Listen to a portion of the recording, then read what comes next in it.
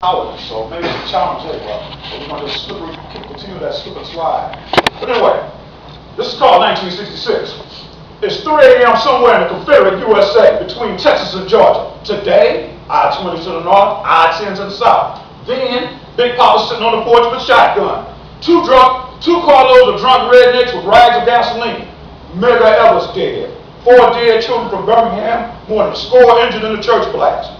Dogs chewing on people as though chunks of ham, high-pressure hoses that scrape the skin like glass, houses, churches, crosses, people burning at night, volunteers for voter registration beaten till they don't know they left from their right, grandfather's shotgun blast, gasoline flash harmlessly fell, our family slept well another night. It's 1988. Daddy loading the family car going to a land of far. Pop's the first black manager in the county's housing department, where most of what the media calls disenfranchised pays rent. Anyway, most of the government workers from the 60s controlling the bureaucracy. People who never cared about true democracy. Yes, the projects. White cops, black women abortions. Black cops, black women, more lies and distortion. Who, me? Mess around with the girl in the projects? You must be crazy.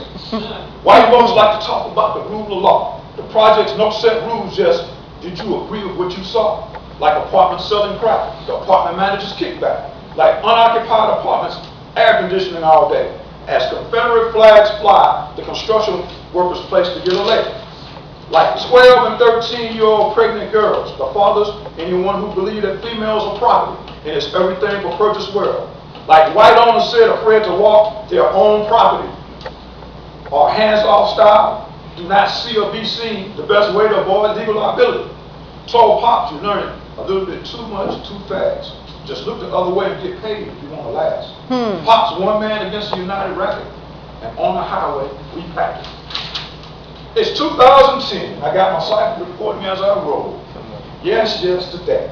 Like, don't sound nothing like Martin Luther King, and I'm here. Like millionaire black preachers saying racism is a problem between you, your personal problem between you and the Lord. And although they're independent enough to force their card, all they say is, give us your money. Because we have more inspirational messages to record.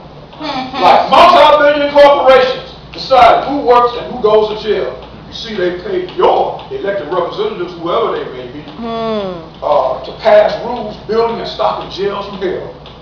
Paying workers less than a penny to make a cup, $1 cup of tea, or 50 cents to make a $200 pair of shoes, while stealing people's land to drill for oil, and governments telling people going against the corporations is not very loyal. Like treasonous, like life in prison. Wars in foreign lands and neighborhood heroes.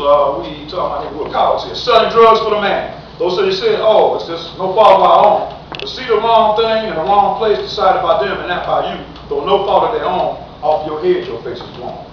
And community organizations. Where's the resistance here, people? Where's the resistance? And community organizations with a preset agenda. Have they already surrendered? Like, sir, I have a question about corporate corruption. Good question, son. Hold that thought. We have to conclude this point. Need no disruptions. Still waiting. Need no disruptions. Still waiting. Need no disruptions. Oh, son, we forgot about you. Next week we start out new. Next meeting, I remember you. I got a job for you to do. But I got a question about corporate corruption. We got the program, son. We got the questions. Stick with us and you'll learn the answers. A pregnant 12-year-old girl got off the bus under the hot sun. A gold-grilled drug dealer greets her with a smile while in the sun's glow. But the rumor is the high school coach's son is the unborn child's father. He's a superstar athlete going to the big Division I university, and with corporate sponsorship, he's the man to be. But the superstar is not a black running back from the South. He's a white quarterback, and the pregnant girl is an Asian man. You see, when we moved out west, everything wasn't quite black and white. Nor can most of the world's questions be answered by stereotype. As the truth is spun by Fox, by BET, by the Houston Chronicle, and most other mainstream media, as the truth is spun, life undone, but for truth I write, nested in porn.